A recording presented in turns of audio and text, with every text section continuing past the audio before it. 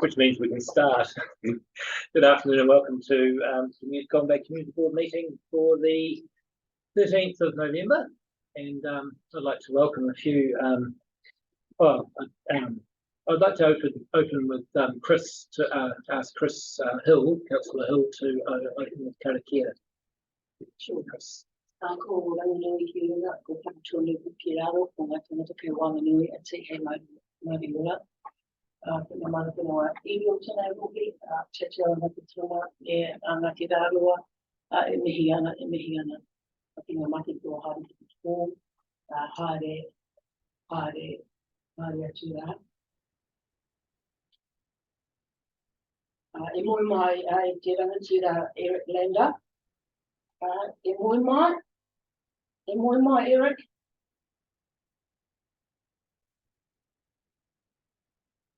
Te hinga mati ki te hinga mati, te hinga ora ki te hinga ora. Tēnā koutou katoa, ngā mihi mahara a kia koutou, kei te mi kia koe CEO Janine, mai hoki mai, me Mike, and Katrina, kei te mi kia koe a Chair Grant, he karakia a tātou. Tuia ki runga, tuia ki raro, tuia ki roto, tuia ki waho, tuia tātou te tangata, ki te kaupapa o te hui nei, ki te kaupapa o te rangi nei, mauri ora ki a tātou katoa. I could just say that I've acknowledged the heavenly realms or spiritual realms, the earth and the people between. Acknowledge the mana whenua iwi and the mate, so those who have died, and in particular Eric Lander, who was an integral part of our community, who's very recently died, and the karakiras, bind above, bind below, bind within, bind beyond, bind us the people to the purpose of our meeting, like the purpose of this game, breathe life into all of us, those who are still living. Sure, thank you, Chris. So I'd like to acknowledge some of the staff over from Richmond today. We had Chief Executive Officer Janine Dowding. We also have Mike Drummond and Katrina Lee, who's stepping in for Kim Drummond, and we also have at the table our two youth council folks today, and welcome. And on Zoom we have David and Tim, and also Catherine Hubbard from the Nelson Mail, as well as Joe from the GB Weekly. So the media here is a good watchdog for us. So normally we go into public forum. It looks like we don't have anyone registered for public forum. So we're going to pass straight on to our presentations. No, we're going to pass straight on to apologies, I know. And we have apologies from Chair Ellie Langford and from Kim Drummond. Are there any more apologies or people needing to leave early? No? Okay. Can I have a mover? Celia Butler, Councillor Butler, and Robert Hewson seconded. All in favour?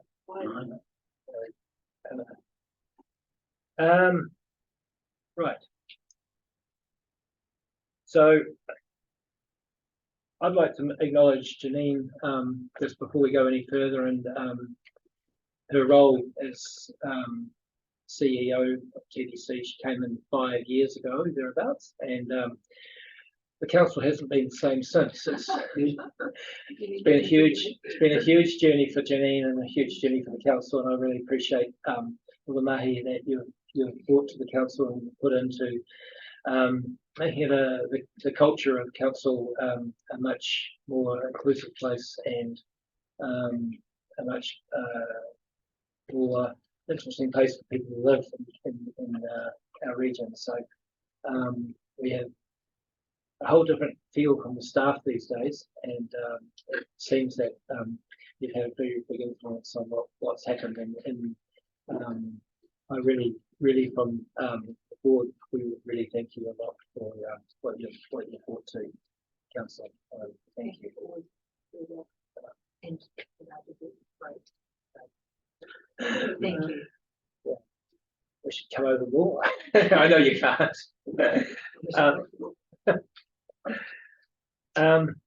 Now, so we're going to declarations of interest.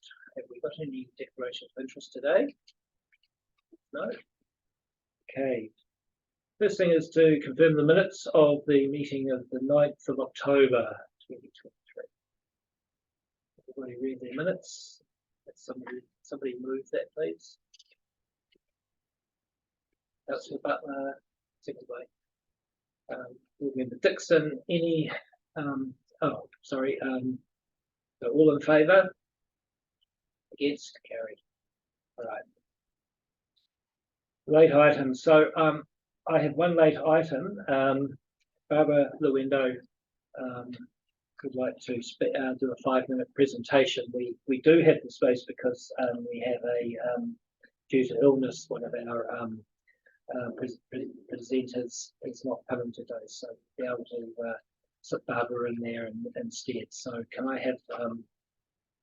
Is there any other correspondence or anything? No. So can I have a mover for the late items?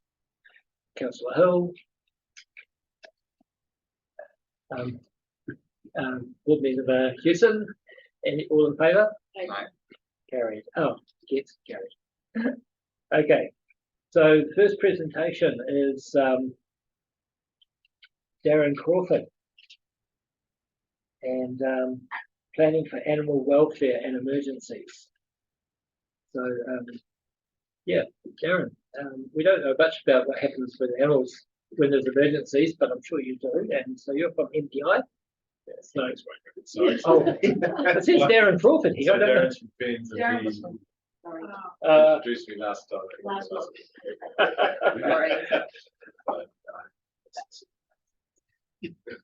My apologies. Okay. Thanks very much for inviting me today. I've got 16 slides to get through, but that's okay. Yep. I'm kind of sure what you were wanting, but I thought I'd be well, the basics and then go from there. So I would be NPI's responsible for animals, disasters, or emergencies.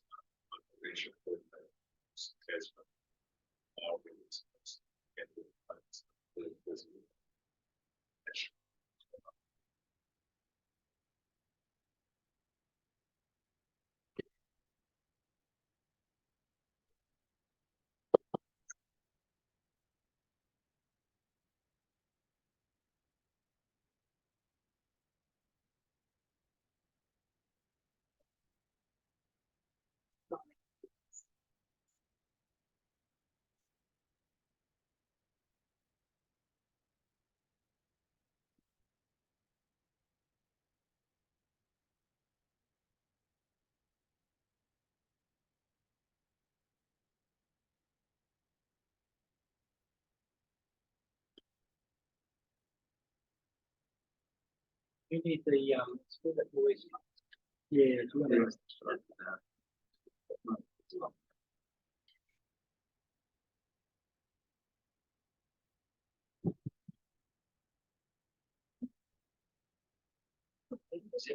Batman having real battles. Technology. Dual screens, it's not recognised. I might just keep talking. Yeah, well, All the space. yes. Can I just have a hands up? Who's got an animal, please? Okay, so that's mainly. 100%. You waiting for the next one, Councillor. What about your weapons? So that's pretty bog standard with meetings that we go to. That's a Kiwi 30% actually. Might be lucky the case. I have to do that, but about. So animal welfare was officially recognised as a kind of a thing in the civil defence structure back in 2015, and it's part of the SIMS structure. Does anyone know what SIMS is here? Yeah. So SIMS is stands for Coordinated Incident Management Structure. It's a common structure that is used in New Zealand. It's also used in Australia, the UK, and the US. Basically, it's a set of tasks or groupings of tasks that you can apply to any large or any event. In fact, so it could be a rock concert, it could be a big wedding, it might be a wedding, a party, it could be a royal visit. But we also use it in civil defence. And so animal welfare. Sorry, the next slide, please. So the big boxes along sort of the top there where you can see safety, intelligence, planning. There's lots of jargon, civil defence, good functions, and we sit in the welfare function. That's the welfare of people, and that's around assessing needs of people who get impacted by a disaster and then providing those needs. So animal welfare sits in there, and that's now officially recognised as say back in 2015. Thanks, Janine. Cheers. So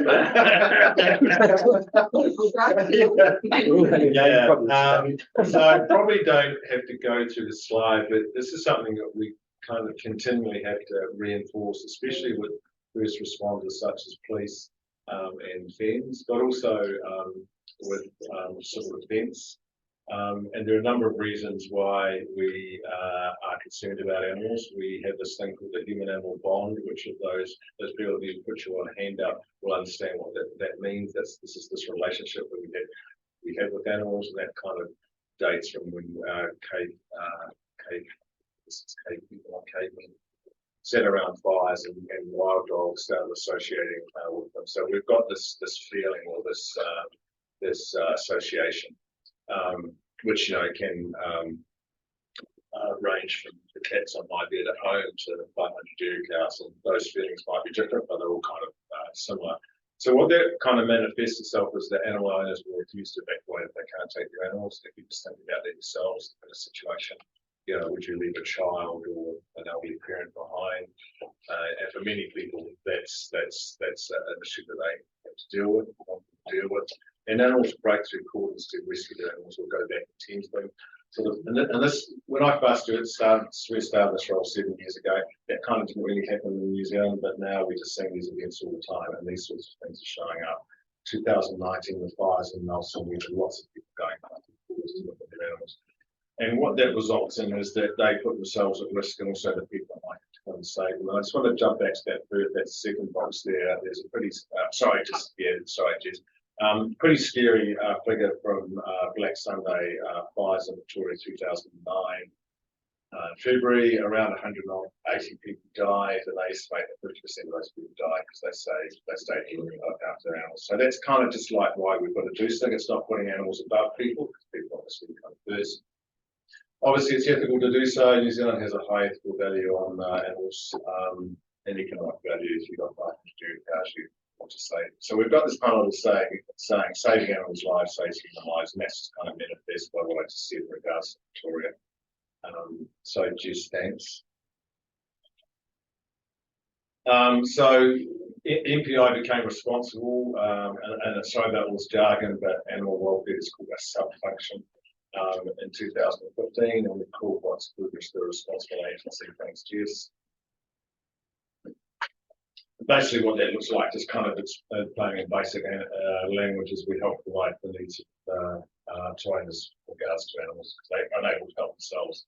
In so many of these large events, they just get slammed, so they have to move out or they're evacuated, and they take nothing with them, including food for their animals. Thanks, Jess. And so this includes those sorts of things which we would include for people, medical services, of course, but we medical services there. We may have to evacuate for rescue. Thanks, Jess. And so this is a whole lot of words, bad slide, but this really describes what we do as with the civil defence plan. We coordinate the provision of animal welfare services, and that's all those things that I've just mentioned. And we cover all animals, so companion animals or pets, production animals, livestock, animals in research facilities, zoos, circuses, animals and wildlife. Wildlife's a big, I don't know how the heck we actually deal with wildlife, but anyway, that's there. And we also assist with planning. and obviously because we're a government agency, we report to ministers, and ministers are always hungry for figures, a bit like the media, so how many animals were affected, etc., etc. So thanks, Jess. We are surrounded by support agencies, so we rely heavily on agencies or organisations in New Zealand that have got some interest in animals or animal welfare, and just going through those, you can kind of see why those agencies are there. So we've got Massey, we've got an emergency response team, we've got SPCA, we've got animal control, which is manifested in the New Zealand Institute of Animal Management, Federated Farms, obviously, we've got veterinarians, and we've got some animal welfare agencies, HUHA, who you may have heard of, Animal Evac, and we've got Companion Animals in New Zealand. So, I mean, you guys have sit around this table at the level of bureaucracy, and you know how much things cost, etc., etc. This costs a hell of a lot of money. We rely heavily all through the civil defence activity on voluntary agencies and voluntary forgiving, and that's a very New Zealand way of doing things. I mean, you could argue against that, of course, but nevertheless, that's how it is. Thanks very much, Jess. And so we have a number of other support agencies, and these are the agencies or organisations that represent livestock farming. So, you know, they're pretty obvious terms, beef and etc.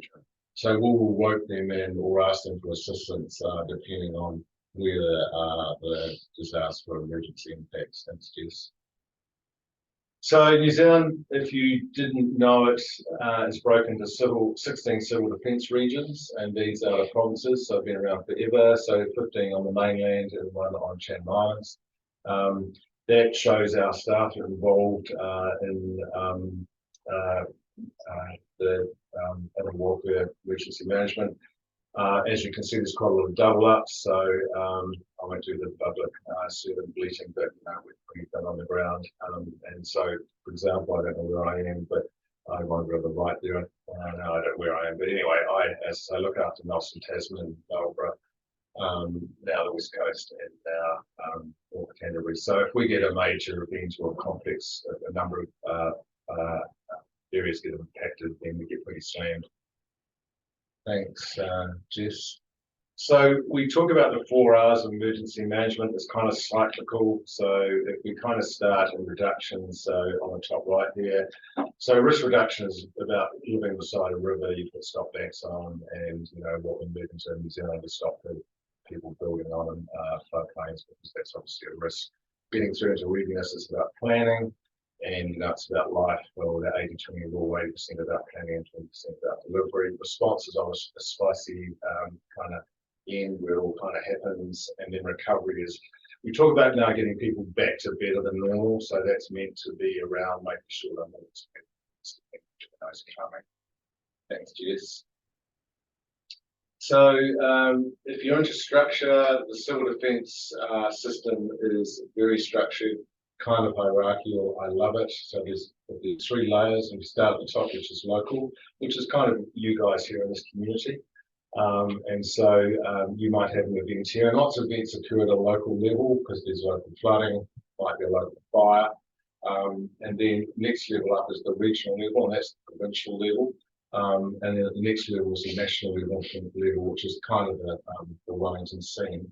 And each level relies on the one above it. Obviously, when you get to national, for support. So local situation, have a local flood, the Karakia River floods, you guys can deal with it okay, but the fact it's a pretty heavy flood. Say, for example, the Cobb Dam goes, and I'm kind of mixing those 2 things up, but that would be a pretty major event for you in this situation. So you'd probably rely on the Nelson Tasman area expertise and skills to actually provide you with assistance. So our animal welfare structure is set up like that as well. So I sit at this national level as well. So we have our support agencies at that level, and then the next level down or up, depending on what you're looking at, is the regional level. So that's the Nelson Tasman level, for example, and the local level is you hear as a or a small area. Right, thanks, Jess. So what we've done is we've done a whole lot of regional plans for the 16 civil defence groups. These set about the arrangements that are in place. kind of high level, but just describe how it works, so how it would work in the National Tasman situation. So who the main players are. We have a list of appendices at the back. There's a number of information which is pertinent to that area. So we might have a list of veterinary surgeons. We might have a list of facilities where we can take animals to. But the thing I've just handed out is a local plan template, which is for Golden Bay. And we'll talk about that just at the end. So there's a template there, and that's really for local communities to think how they'd actually respond in the event if they were on their own. So you are going to be pretty much on your own a lot of the time. In fact, Karakia being taken out of the road, should I say. But also if you have the Alpine fault, which will impact us everywhere in the South Island, we're going to be cut off. And so this is a little document. It's kind of a start to ask communities, well, how will we actually organise ourselves and how will we cope? And this is not hard. It's just identifying things that, or people, or I'll go through it, that might help the community respond to an event without outside help. Now, Cyclone Gabriel taught us Gisborne got totally cut off, no communication within the area and outside the area. So if you just think of yourself as the council group here and you can't speak to each other because you've got no email or phone, it's just like, how would you actually communicate? And so what was happening in Gisborne Karakia, they walked, they got bikes, they took cars until they ran out of petrol. So it's really worth it. And I recommend to you that if you don't know your personal addresses, that would be a good starting place just as a council how you operate. Our office in MPI and Nelson all agreed that we're going to meet there every day at 10 o'clock.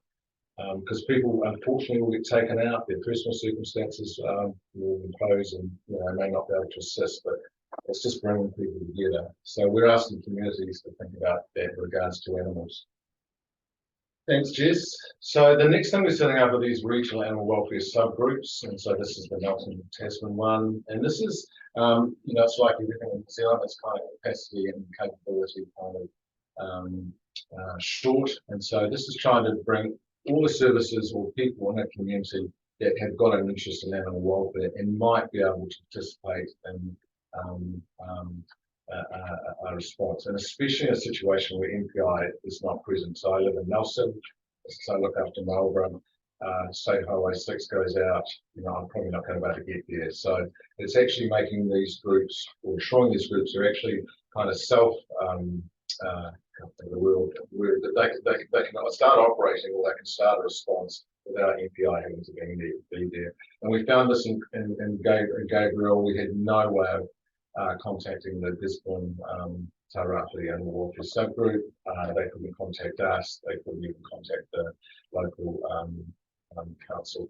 So we've set, I've set one up in Nelson so far and one up in Marlborough. We could set them up at a local level and really happy to engage with communities if they want to have like a nice week for me to come over and talk to people. So the next slide is the sorts of people that or agencies that we would have on those groups, and again just looking at those. So we've got Department of Conservation, we've got veterinarians, we've got federated farmers, writing for disabled coming in. I saw this writing for disabled facility on the left hand side, which I'm going to go and have a look at. So this kind of reflects that support agencies that we have at the national level. But I don't mean to sound flippant, but we'll engage or have anybody along that's got some interest in animal welfare. And so there's lots of little animal welfare groups around, which can be useful for taking animals in if people have to put them somewhere in regards to the result of the emergency. And this is the last slide. So this is really, thanks, Jess, kind of where we've got to. These are kind of a start of 10. So I've actually checked the rec centre out here last year, and I looked at the sports facility beside it. I'm not sure what it's called, but that sports facility would be pretty good for us because we can put animals inside those tennis sports, such as dogs, so we can control them. There are a couple of buildings there that we could say cats and rabbits, guinea pigs, yada yada yada. At a pinch, we could probably tether lifestyle animals, especially rather than farm animals in that greater grassed area. The rec centre is great. People want to be evacuated if they're going to be evacuated and they want to take their animals with them. That can be a real problem. You can just imagine where do we put them.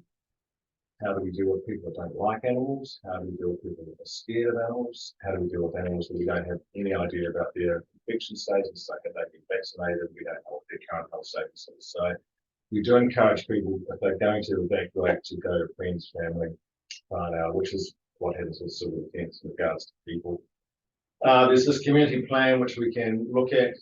Now this Liz Peterson did all this, and I think this is a fantastic job, and this needs updating, but this is absolutely brilliant. And I mean, this is something that should be just available as widely as possible. And it's really just kind of thinking, okay, on our own Antarctica, what are we going to do about, food, pets, where might we take them to if we need to evacuate them?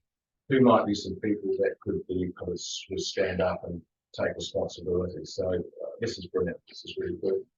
I'm talking to the Tarctica veterinarians tonight. Since I'm over here, they've got an interest. They might well lead a response. And as I said in that fourth bullet point, we need to start thinking of our communities if they get cut off, how in fact they would self-start a response, because the NPI is not there. We can't be communicated with.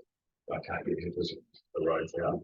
And of course, living in the South Island, we've got this biggie thing happening over us, the Alpine Fault rupture.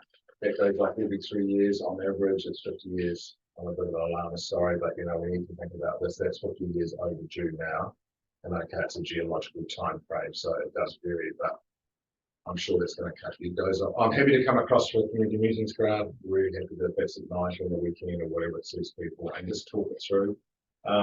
We've got bits of collateral here preparing for livestock, preparing for your livestock blocks, your pets. This sits in an NPI website. We're guilty of producing stuff and not actually disseminating it. We've got a bit of a work project this year to see how we can get this out to the community. This is really basic information in here about what do I need to do for, say, my lifestyle animals. We've got things like caging, a basic first aid kit. I mean, this is pretty simple. You can put this on your fridge.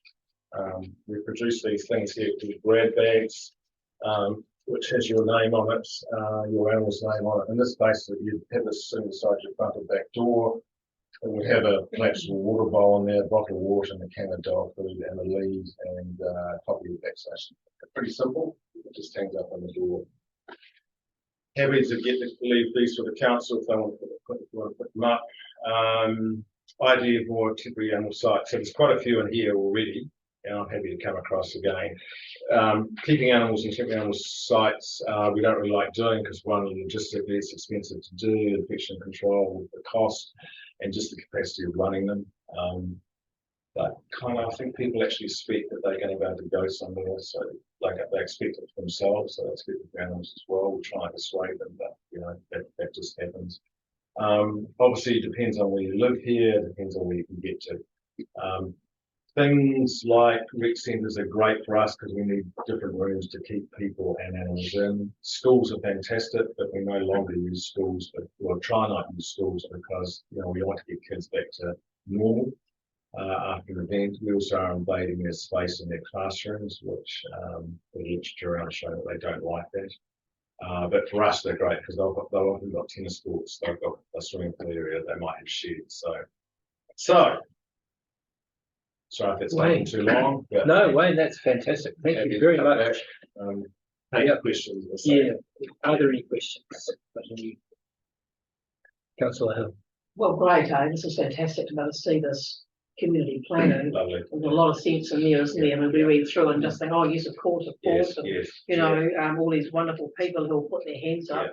I suppose in the bay we're going to end up with sort of sections of the bay that are like probably sort of isolated over there and up the one step and something. And thinking about Collingwood too. Yes. I mean the rec centres, because we have as AMP showgrounds, it's just there's a whole lot of little sheds and things up there, isn't there? Yeah. Including the sharing shed, and I can just see that working pretty well, and people evacuated up in there. Just think about Collingwood and making sure that we're sort of extending out into there and what's I probably need to get up there and perhaps talk to maybe Wayne Langford, just see if that's where they're based, is that right? I know. They're not, okay, I need to get somebody up there. Yeah. Anyway, I just think it's very good that this is in place, and just wondering about how well it's sort of disseminated out. Yeah. You know, who knows about the bags, where you get them from. Maybe our local civil defence people, emergency management people are we're going to do some of that, or what's the role for the board? Those questions. Yeah, it's how do you disseminate this sort of stuff? Obviously, they can set up the council office. If you go and give your dog vaccinate, that's all the vaccinate. I'll be talking to vets tonight. You know, give them the pet one, for example. Give them the owner, shall I say? You know, have you thought about this? And so it's pretty basic stuff. It's just thinking about, as you talk about, councillor. It's like, what would I do? You know, what would I need?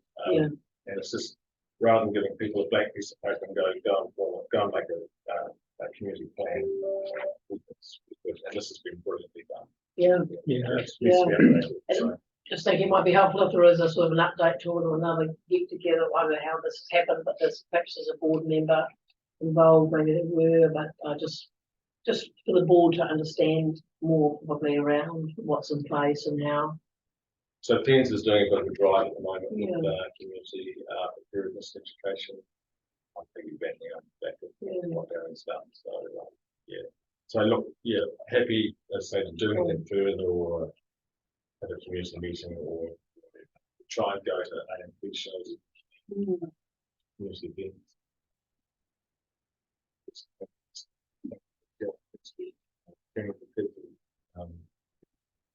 Preparing kids for all sorts of things, a bit like stranger danger, it's like fire, and we get animals as well.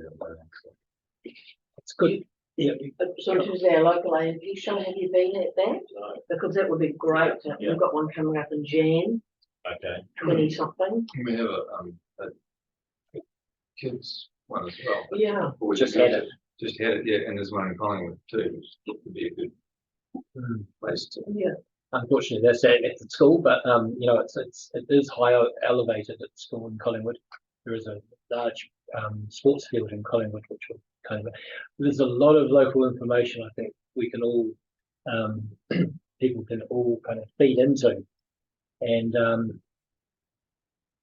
I believe having a reporter here today, he might want to look at doing a story that's a little bit more kind of in depth.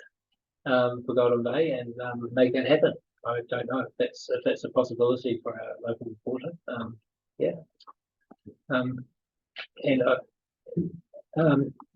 Don't normally allow questions from the floor.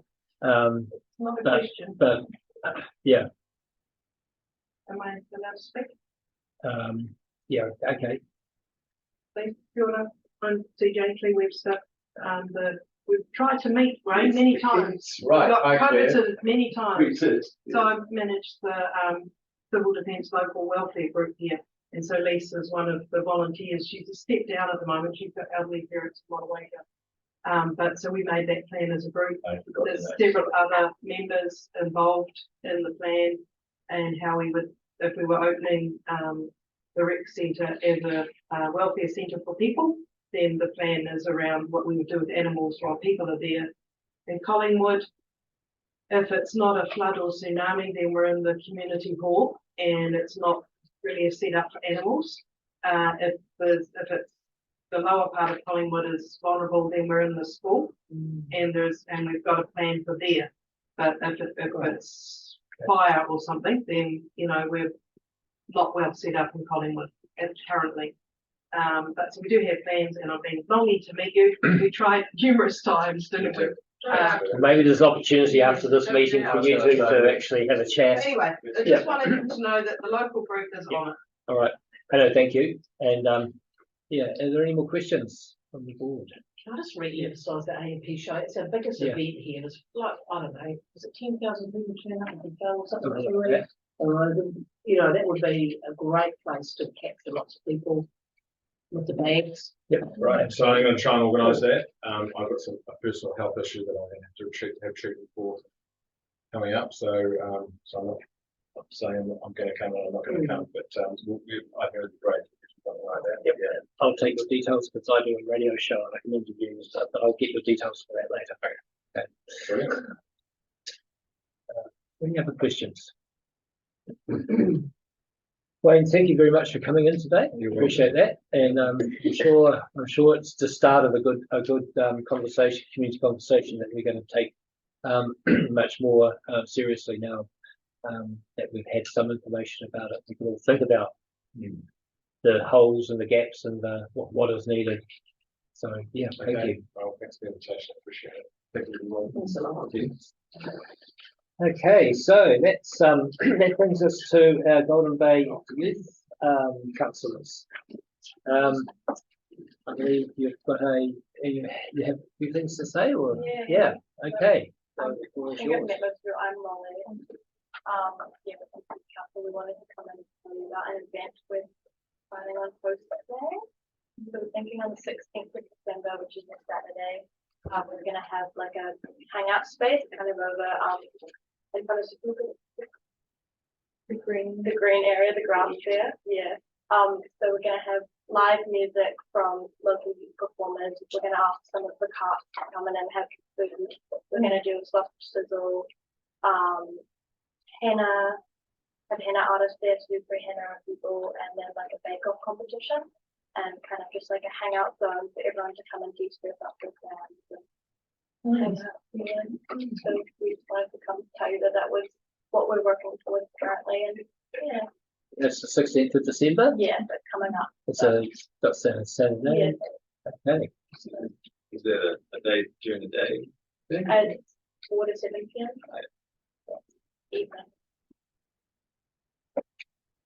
Evening. That's what helps. To ask about questions. That's great though that you're doing that. Have you got the help that you need? What do you feel like you know where to go to ask for help with things? Maybe you need some resources, some money, or just wondering what you need to help put it together that the board might be able to help with. Karen and Lisa have given us names, so we're going to go reach out to people, and I think it's easy to find. We've got, I think we have some money that we've been told that we have to spend on it, which we'll probably not spend more than $200. I think currently we only need supplies for the henna and some food, but I think we're well good. Yeah. Right. All right. Fantastic. Any more questions? Okay. Anything you do need, you can come to us. I'm sure we can find ways of helping. So yeah, just be open to that. And, anything else you're doing? That's probably enough at this time of year. With exams, etc. Yeah. Oh, thank you very much. Thank you for that. Thank you. You can be excused. You're late for the exam. No, thank you. Barbara. Come over there. Yes, please Yes. come to the table. Should I go to- Ignore you're not. You could be good. But Few minutes. That would be wonderful. Yes. feel good about that. For a moment. Yes. Mine is not a presentation. Thank you for having me here. It's just that last week, myself, my team, they were here for the regional climate change risk assessment, and so that I thought that I would just provide you an update, short update of how it went and what are the next steps after this. So that was last Tuesday that we were here in Golden Bay with the consultants, and as you remember, this is the first risk assessment that is happening at regional level to understand the risks that we have around climate hazards and natural hazards, and really assist our communities as a collective to really provide a regional response to climate change, to adapt to climate change. There was a good turnout to the Hui last week. There were 30+ people that came, and we are in the process of evaluating a little bit the lessons learned in order to improve the next steps. This climate change is the beginning, as I said that during the opening of the workshop, it's the beginning of a journey for this community. And hopefully it's going to be the beginning of a journey, which as one of the end results, it's not only to build the resilience of our communities, but as well to develop in time community adaptation plans. So that you need to have the foundation of that knowledge is to collect the risks. So that the consultants that are developing a geospatial tool came into the region and engaged with our community. And I would like really to acknowledge more than anything the support that I received from the councillors, the board, the staff. It was the first time that I actually came into public engagement here locally and actually acknowledge as well the support that I had from a number of community groups that actually went out of their way to start drumming the drum and telling the people that something was happening. So that I'm satisfied with this turnout. We are collating, the consultant is collating this information as we are, as I'm speaking. And a round of feedback will be, I'm really looking forward to hear the feedback of the people, of the many people of the board that actually came and spent a number of hours to provide their knowledge and contribution, and a feedback of staff and community as well, just so that we can improve into the next steps and phases of this journey. So that's really all that I wanted to say. I wanted to thank this board that has been so very supportive of climate change and actually starting this conversation. One last thing that I would like to say is that I received a number of feedback from different people and participants, and having discussed and having some discussion before the workshop as well. And a number of people have expressed the desire for myself, the team that I'm working with, and council to come back here into the community and start having conversations around risk, what risk means for the people, how can we co-share this risk going forward, which is a lot bigger than all of us can really think of or share of. But as you saw from civil defense, list of who can do what are very pragmatic, helpful way. And I'll say what best that this wonderful Golden Bay community that has embraced seems to be this kind of exercise. So thank you. That's all I wanted to say. Thanks. Thank you. Thank you. It's a great day. I think who was there? Henry and Robert. And I think we got quite a bit out of it. I look forward to what does come back, the feedback. It's a very difficult exercise. I think we all realised during the day how difficult to actually completely take on board the overall plan of how to assess the risk. So it's not an easy task. So it's a good start. We look forward to the next part of this. And do you know when the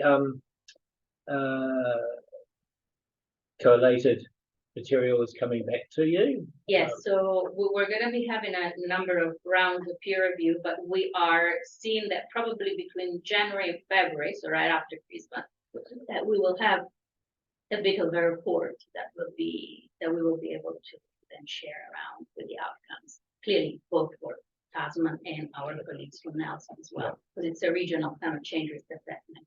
And so that when we will probably in the beginning, first quarter of the year, we will have a report that we will really be sharing around as well. Okay, that's great.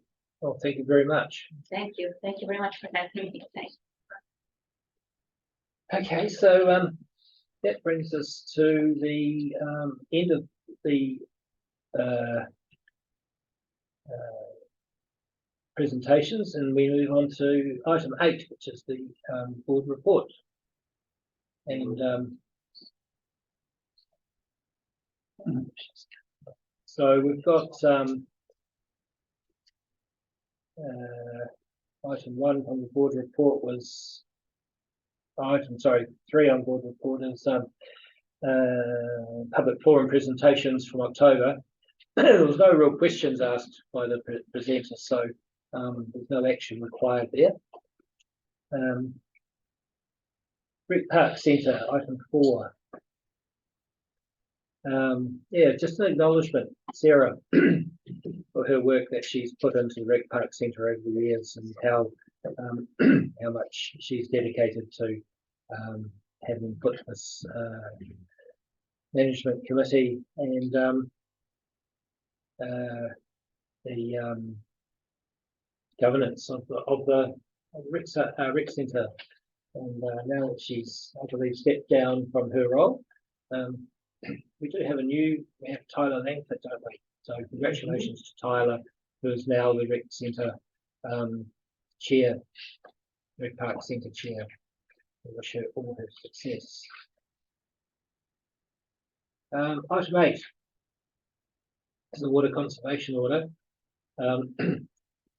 Great report there by Kim. That gives us a pretty clear indication of what's going on, or reasonably what's going on. I had a couple of questions about that.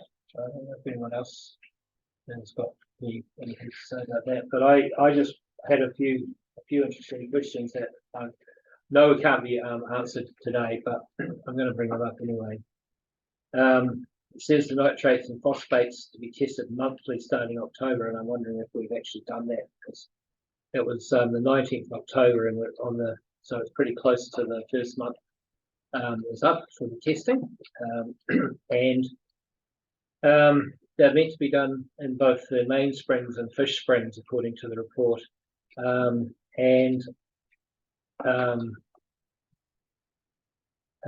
well, it's not spelled out in it, but apparently that's best practice. Have the samples from both springs been analysed by the same lab using the same method? And that's probably one of the important questions I also have for this. The doesn't specify which lab, but the GNS lab apparently is the National Groundwater Monitoring Test, which they have actually most nitrate concentrations in New Zealand groundwater is in the range of 1 to 10 milligrams per litre. So the labs generally concentrate on the best accuracy in that range, but GNS developed a low nitrate method for Friends of Golden Bay samples, and that gives a 4% accuracy over the range of 0.01 or 0.1 rather to 1. So I think these are sort of some of the questions that I'm asking. If Council, it'd be great to get some of these reports coming back to the community board, because we are rohi, and we really appreciate seeing what's going on. I know it's early yet, so I would like to keep up with that.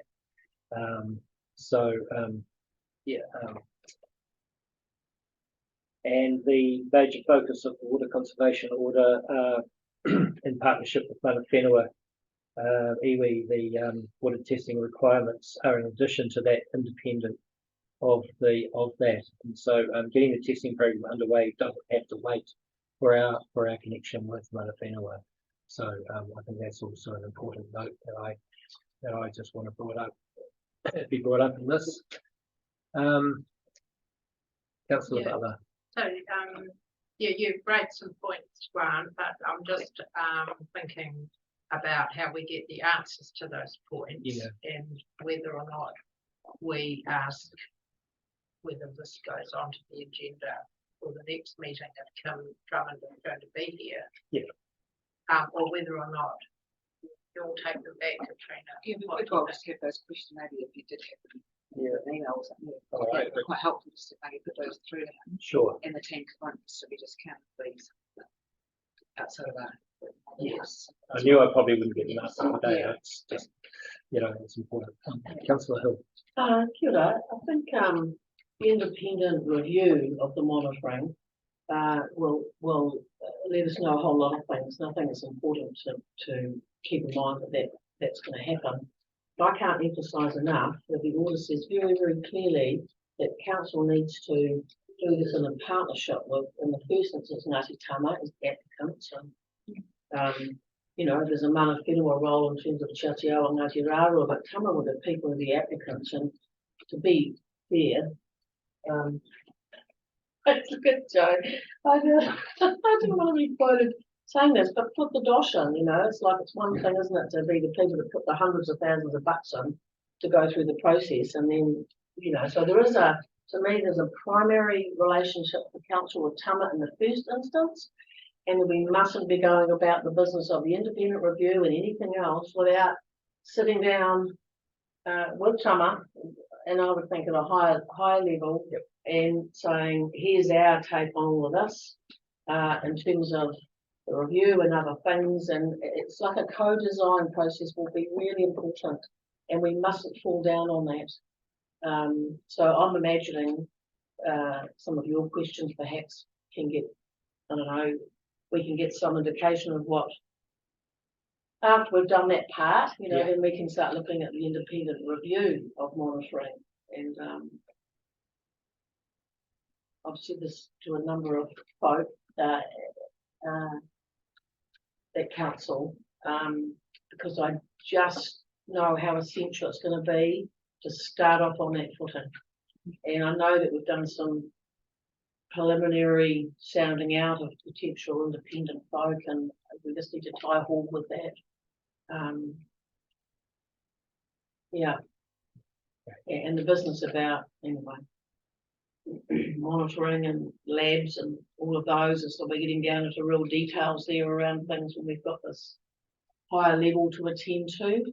And it's a really complex matter, you know, with a nod to you, Cherie, and all you folk, and what you've done already, and what mana whenua have been doing in terms of relationships, and there's a heck of a lot, you know, to be attended to here. It's a very complex matter, and it's done at a council level, and it'd be great for the board to be given updates on where things are at.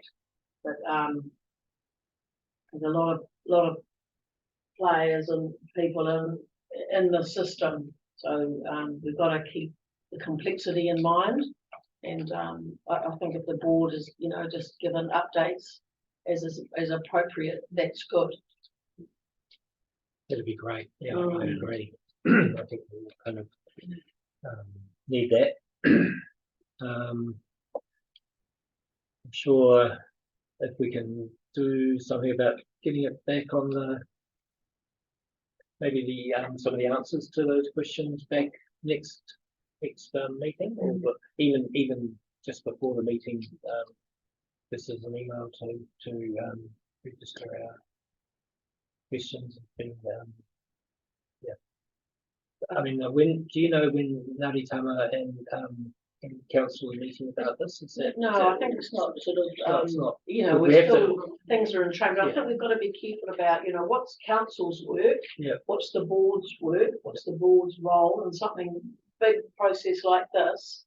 I think we can't, as a board, expect to be the council and be generating the sorts of things council need to be generating, assisting with the farmer group and Tama and MKM and the community and everybody.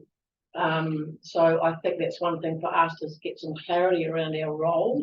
And my initial thought was that actually I think it's one of being informed, so we know what's going on, but that we're not running those processes. So I think, you know, I'm probably repeating myself a few times here. If I could also suggest to the chair, so I absolutely agree that the importance of working with and is right at the forefront of the discussions right now. I would suggest that come and see the science side of things. You know, coming to a board meeting, having some discussion about that at the right time might be you know, the best way, rather than question by question at the moment, because what they're doing is they're all of they're looking at the right way to start the conversation and get them build the foundation for the further conversations, and a real it is complex. Is there any more? And could I add, it's great to have this sort of update in the report, and I think that's the thing that we're looking for, and as there's something, a next stage, it's been, then we hear about that. So to me, this is a relevant way for the board to be informed, and, you know. Thank you. Okay, next item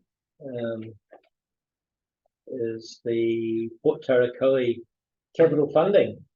I see there's updates of sheet piling. It's been started. And that's really just for our information. Is there any questions around that? I don't think there's any answers. And it's nice to also thank the Golden Bay item 7, the Golden Bay coach line, Hampton District Council, for the continued service of subsidised bus service to Nelson, or at least to Motueka, and the bus service goes on to Nelson. So it's important for Golden Bay, and nice to really kind of keep that going, especially over the summer as we get busier. Here we go. Now, item 8 is the Meow Chorus Mobile Exchange on Wheels, and I wonder if we can. Did we have that video? Yeah, we have a little short video to play on that because it's quite interesting, and yeah, it sort of says it all. I'm not going to read it out. We'll read it. Yes.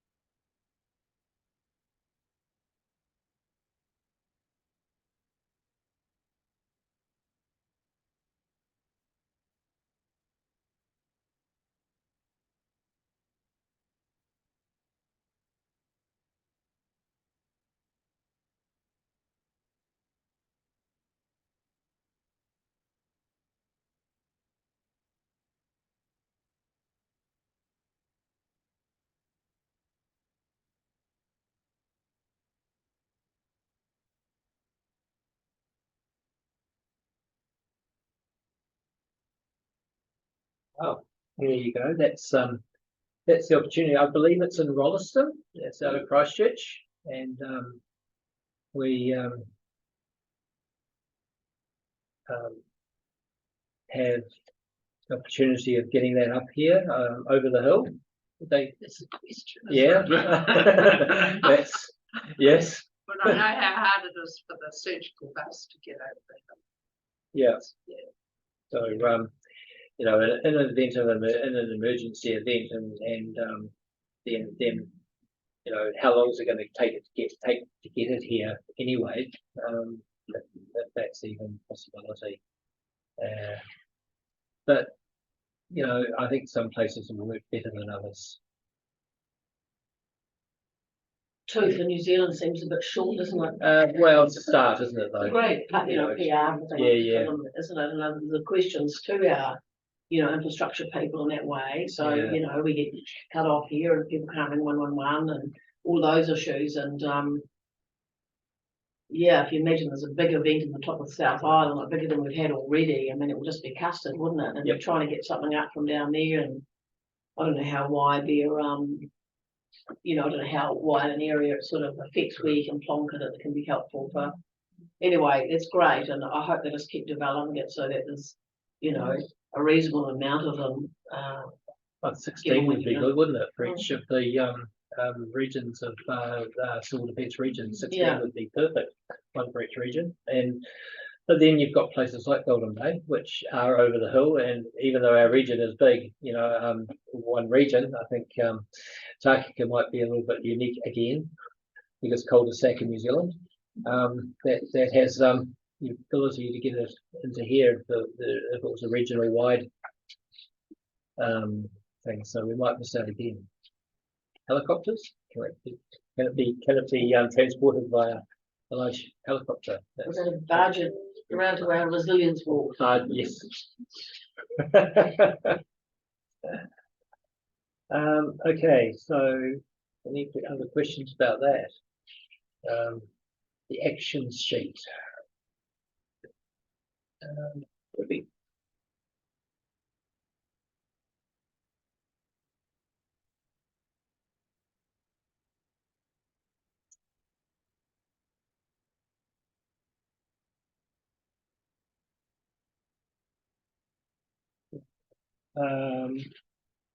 okay.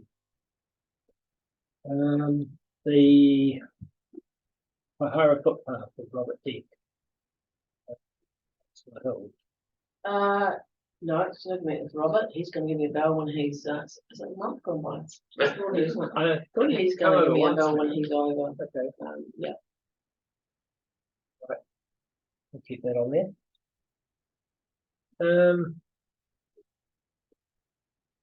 Elaine Stevenson, board member, Dixon. Get in touch with Darren Crawford regarding presentations on fire awareness in schools. How'd you go with that?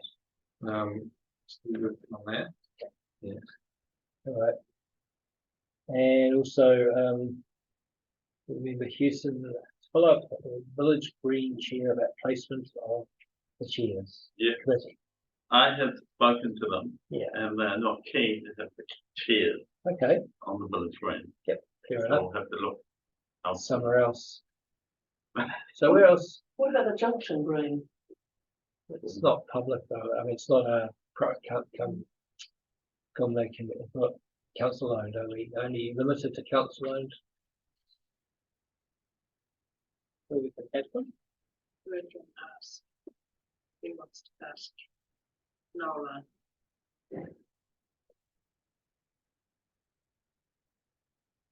It's a shame to lose them. Go back over the hill and disappear forever. Really, did anybody follow up on the placement of the future placement in the program in the memorial?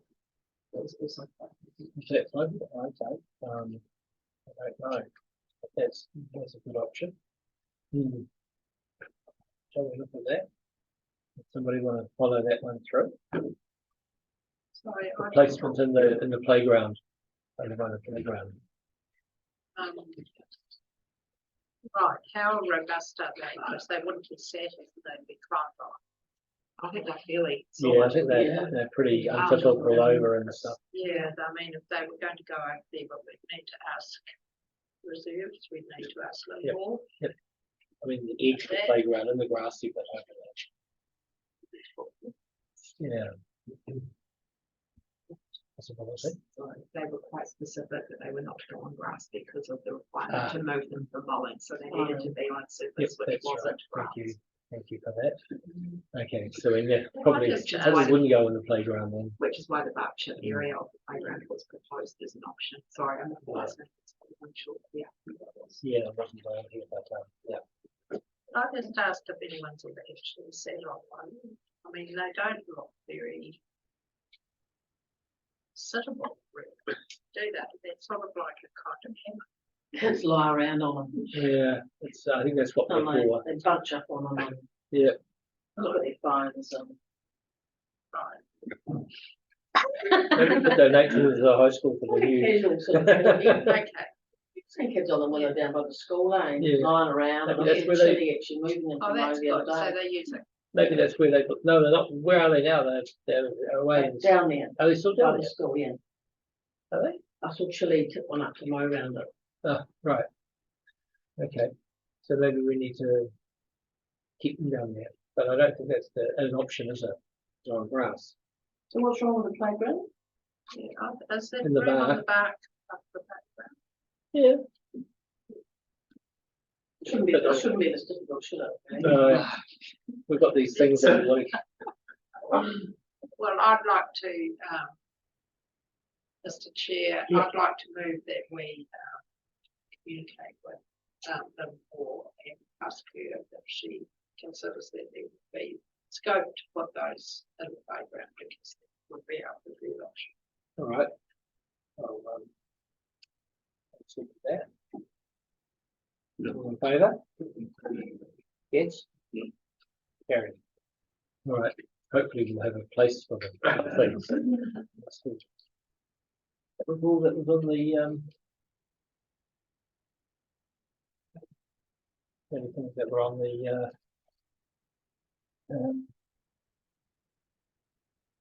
yeah, we've got to move on to the discretionary fund application from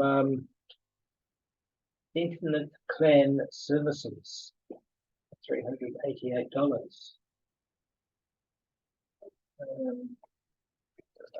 Yes, we've all read it. Anybody got any comments about this?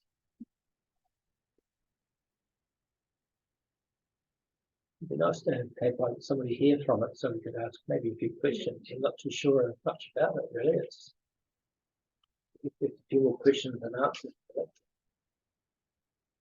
I got the impression that it's going on in the bay, that this is being sort of, it's an active thing happening. I suppose the framing of it's not quite clear. But, and I just had a question around the money for the assessments. I just wonder who that goes to and who does the assessments, and is that someone that's brought in or is it the person that's running it locally? So just a little bit vague for me. It's those, we have this process where these things arrive and then we go to make a decision, but we haven't got to check in about questions. So I know it's a I know it's an option for the person putting the application in to come and answer questions at the meeting. And maybe we need to emphasise that a little bit more so we may get people coming along to talk about it.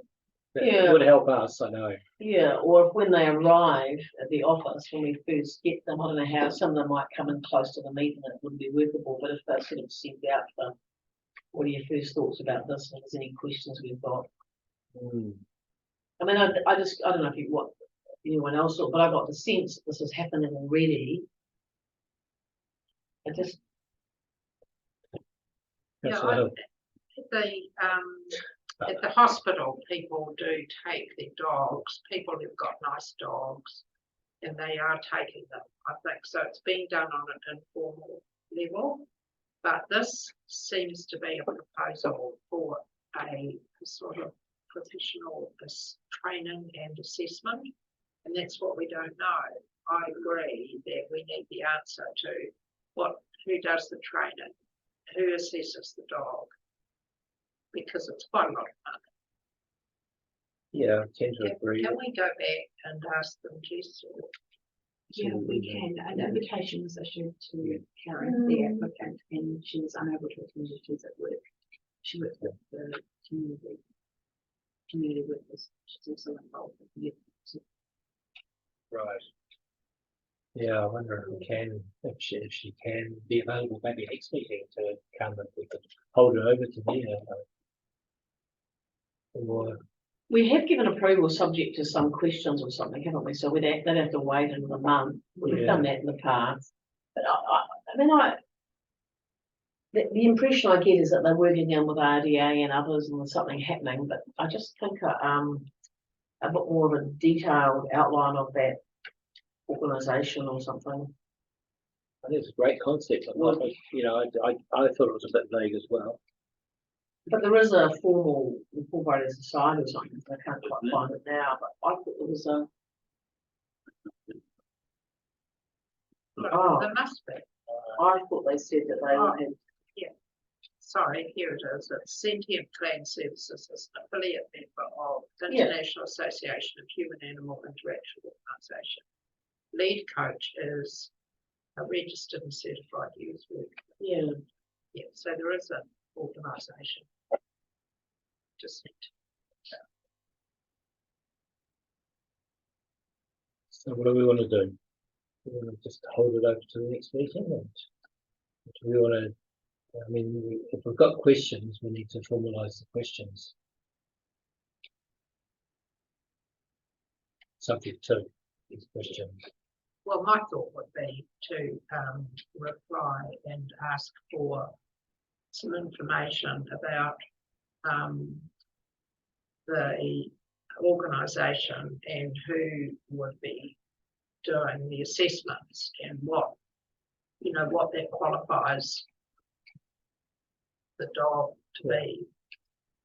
Yeah, because if you get a dog that Yeah. or a cat that's a companion dog or a something like, you get a certificate and the dog has a tag that has a qualification, Yeah. doesn't it? You can take them on aeroplanes and buses and things. Yeah. I've just been rereading it. Yeah. The request or support is the initial assessment orientation of the dog to begin the process of bringing the heading species and animal-based therapy into the region. So it's like, it sounds like they're working already with RDA, but there is this other sort of part. I just don't get a sense of if there's a little group that's formed, or if there's one person, or they've got something, I don't know. Does it matter? Doesn't matter. It support the mahi, they support the kaupapa. Oh, For absolutely. sure, it's just the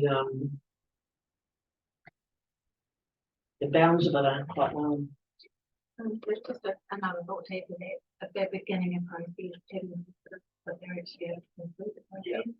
So if you give funding to start a process, which they don't have a clear way of concluding the process, that funding could not achieve anything. So looking for them to provide some overview of what process they're beginning, how long it's taken, what they're pointing to, and that they've got the wherewithal to see it through.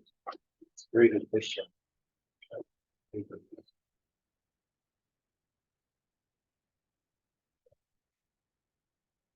Do we want to perhaps ask some of those questions of the applicant and hold this back to the next meeting? Just I like the idea. I think it's a really grand idea. I just want a bit more than the vagueness. I think so, like if they were an affiliate to an organisation, which is great, but do they have a bank account? You know, how many people are involved in those sort of things? Is there a little committee? There's just a bit of that extra information, so we probably just need to frame some questions back to them.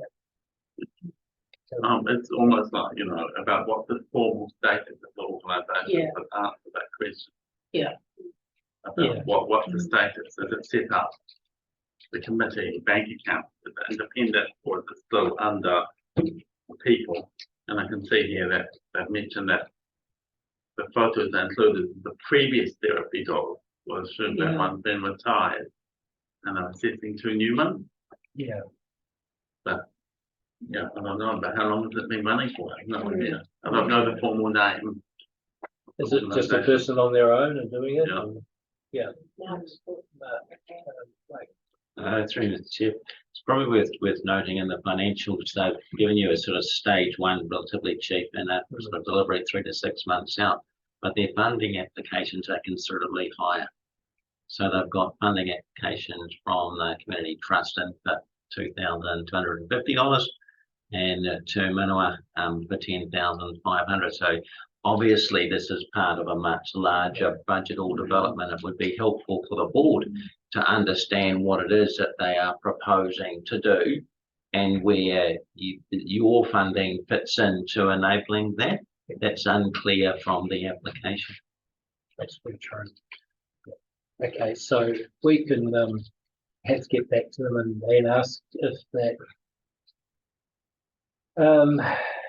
those questions, have we got this, you were able to get the questions written down. No. You Okay, must so frame something up, Grant. that we covers can, this yeah, I think we need afterwards, to which is- take those notes and questions and get back to them. Okay. Sorry, So sorry, just to clarify, we can either pause this or we could decline this funding application and invite them to reapply for the additional information and let the kids see it as official condition.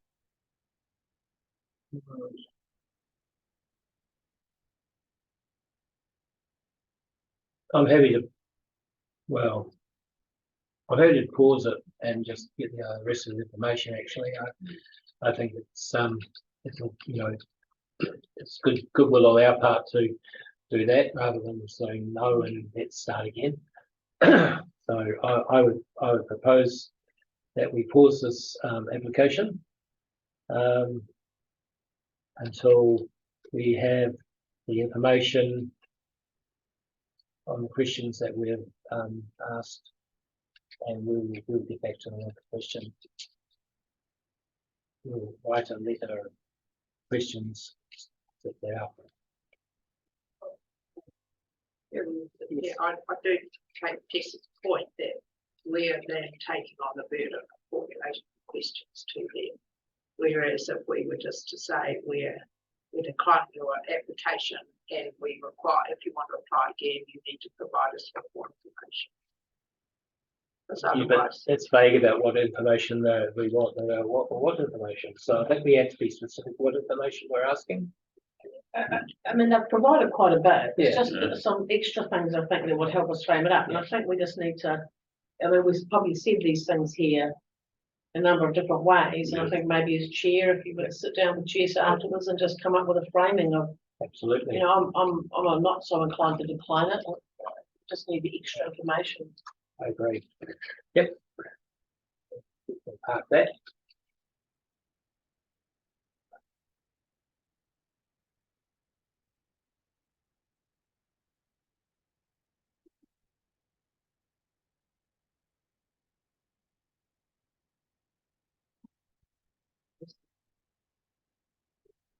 Yeah.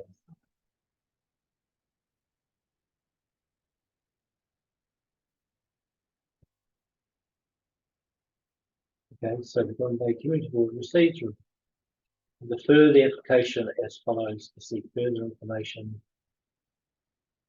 from the applicant. Refer to the December meeting. So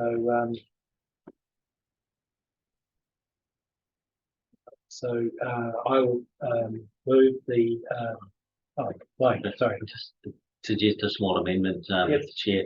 It's probably the first consideration of the application, Okay, thank you. because the Thank you. application itself isn't the first Yes. consideration. Thank you. It's right on track. Good point. Right. All right. I'll move that. Councillor Butler, in favour? It's carried. All right, that brings us on to financial report, financial summary. Sure, we've all had a good look at it. Are there any questions? Yes, Robert. Well, I'm looking at notes of account A, and it's got the budget allocation, but does not show our expenditure of $1,000 that we've already allocated.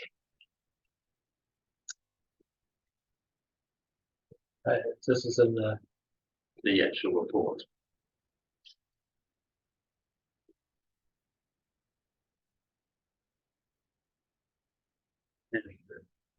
As I brought up at previous meetings, I'm curious to know about the budget reallocation of accumulated funds into discretionary funds. Yep.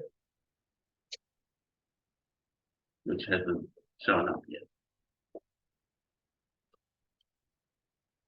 Through you, Mr. Chair, I'll follow those up with the staff member responsible for producing these. It may well be that that resolution didn't make it down through my team, so that's my responsibility to make sure that reallocation as decided by council has occurred. We've also got post this meeting a conversation about board finances, so we can tidy up any outstanding matters at that time. Fine with that? Yeah, Oh, great. All right. Somebody like to move the financial report? I'll move it. Seconded by Councillor Board Member Dixon. All in favour? Aye. Against? Carried. And I think that brings us to the end of our meeting. It's very quick. It's only 2:21.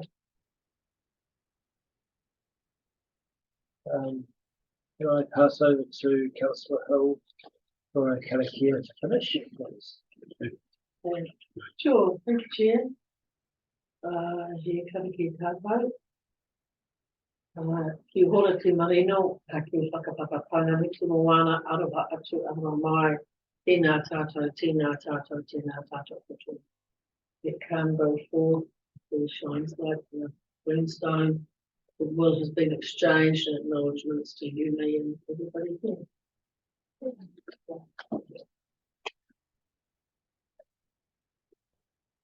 All right, thank you. Okay, good meeting. We've got a